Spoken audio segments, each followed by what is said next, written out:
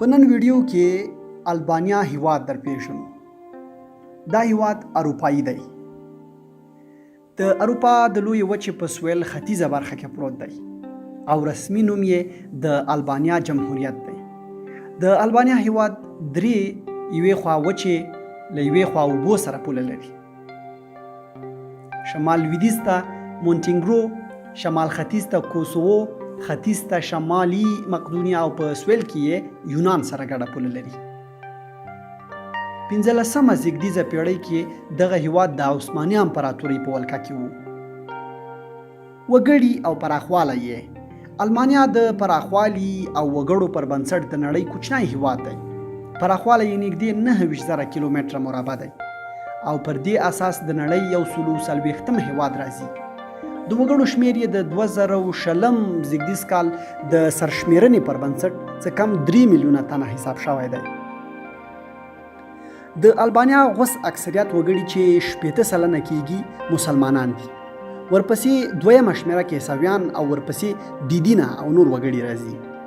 د البانیا ډیری وګړي هغه وخت د اسلام په مبارک دین مشرف شول چې کله عثماني امپراتوري دغه هیواد باندې ولکه وکړه. حکومت او سیاست یې د حکومت بڼه یې پارلماني د اساسي قانون اړوند جمهوریت دی. دغه هیواد هم ولسمشر او هم لومړی وزیر لري. ولسمشر یې د دولت او لومړی وزیر یې د حکومت مشري کوي. دغه هیواد تر 1912 زیږدیز کال پورې د عثماني امپراتورۍ برخه وه.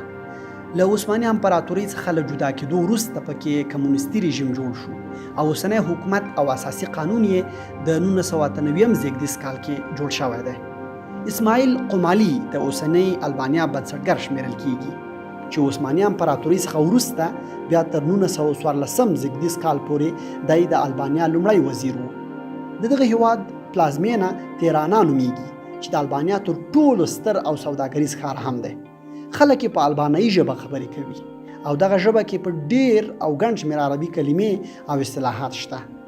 البانیا د ناټو غړی هیواد هم دی او دغه سازمان کې غړیتوب په 2009 زیږدیز کې ترلاسه کړی دی. که څه هم البانیا د ناټو غړی هیواد دی خو تر اوسه د اروپایي ټولنې غړیتوب نه لري. البانیا اروپایي ټولنې کې د غړیتوب لپاره وړاندیز کړی او لا تر ننه منل شوی او قبول شوی نه دی. البانیا په 1955 کال کې د ملګرو ملتونو سازمان غړی هیواد وګڼل شو. اقتصاد او پوځي وړتیاوې البانیا اروپا کې کمزوری اقتصاد لرونکی او غریب هیواد و. دغه هیواد اوس په اقتصادي پراختیا کې بوخت دی او د نړۍ د سترو هیوادونو بیا په ځانګړي ډول امریکا سره سوداګریزې اړیکې لري.